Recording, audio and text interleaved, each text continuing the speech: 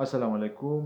لقمان خبرې کوم. د سوات سیمې سره مې تعلق دی. د ایوب میډیکل کالج د 5م کال امتحان مې اوس ورکړو او انشاءالله امید لرم چې په 1-2 میاشتې کې به زه د خپل ډاکټرۍ پریکټس هم شروع کړم.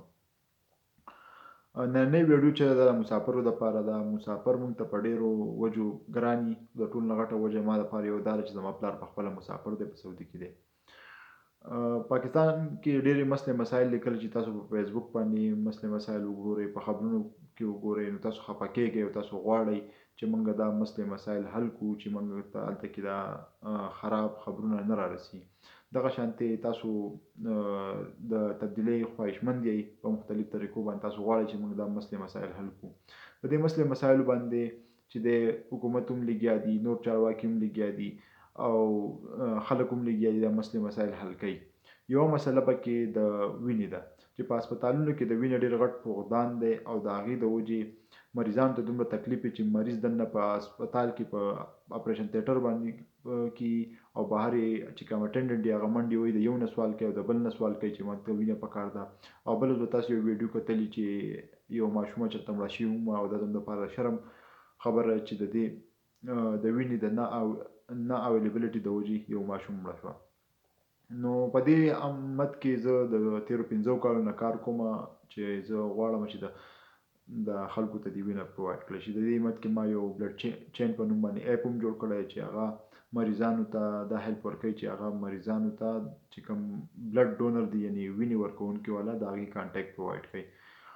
خو زه چې کله نږدې لاړم د ډاکټرۍ سبق مې هم وي او په دې مسله کې هم لګیا وم، نو ما دننه وکتل چې په دې کې نور ډېر مسلې مسایل دي. د هغه مسلې مسایل حل کولو لپاره او د ټول پاکستان نه د وینې د فقدان د مسله ورکولو لپاره ما یو د کانفرنس انعقاد کړی دی په 21 مارچ باندې په پاکستان ابټ آباد کې، چې په هغې کې د ټول پاکستان چې کوم بلډ سوسایټیز دي، بینکونه دي، بلډ بینکس دي او چې د تلیسیمیا سنټرز دي، ورسره داسې نور ریلیټډ خلک دي، هغه ما راغوښتي دي. دې کانفرنس مقصد دا دی چې موږ یو داسې چې کوم مسلې مسایل دي هغه ټول ډسکس کړی شي او د هغې حل دې راوویستی شي او د حکومت چارواکي چې دي د هغو سره د پې کېناستی شي او چې پاکستان نه د وینې دا مسله چې ده دا ختمه کړی شي. نو په دې زموږ یو پوره پلان موجود دی، ایجنډا موجود ده، خو په دې ویډیو کې بیا نه وایم چې ډېره اوږده نه شي. هغه په نورو ویډیوګانو کې شته، که تاسو یې اورېدل غواړئ نو واورئ. نو په دې کانفرنس چې زه دا میلمانه راغواړم، دوی له زه سټې ورکوم، دوی په هوټل کې دوی له زه کانفرنس ورکوم، دوی له زه خوراک ورکوم، نو ابویسلي په دې به خرچه راځي.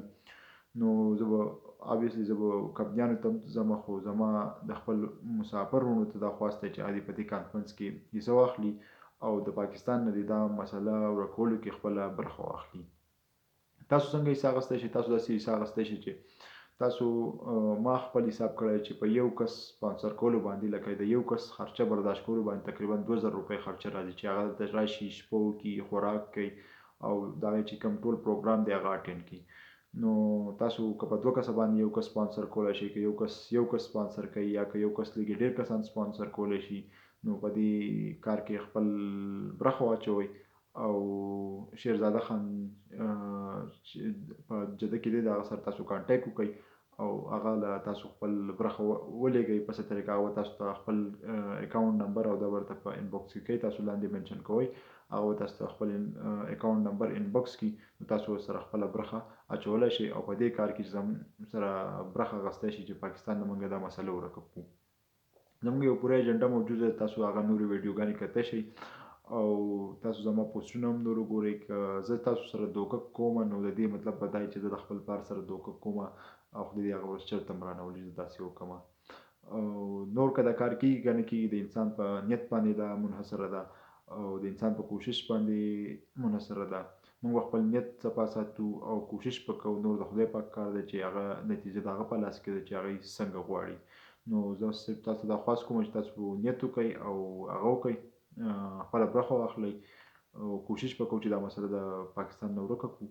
او دا زموږ دپاره یو ښه موقع ده چې تاسو به اورېدلي چې د خدای پاک قرآن مفهوم دی چې یو انسان ژوند زندګي چې دا بچ کول د ټول انسانیت د بچ کولو برابر دي. نو کېدای شي خدای پاک دا موږ له هغه موقع راکړی، څوک چې دا ویډیو ګوري هغه له خدای پاک دا موقع ورکړي او هغه د انسانانو په بچ کولو په دې تحریک کې حصه واخلي.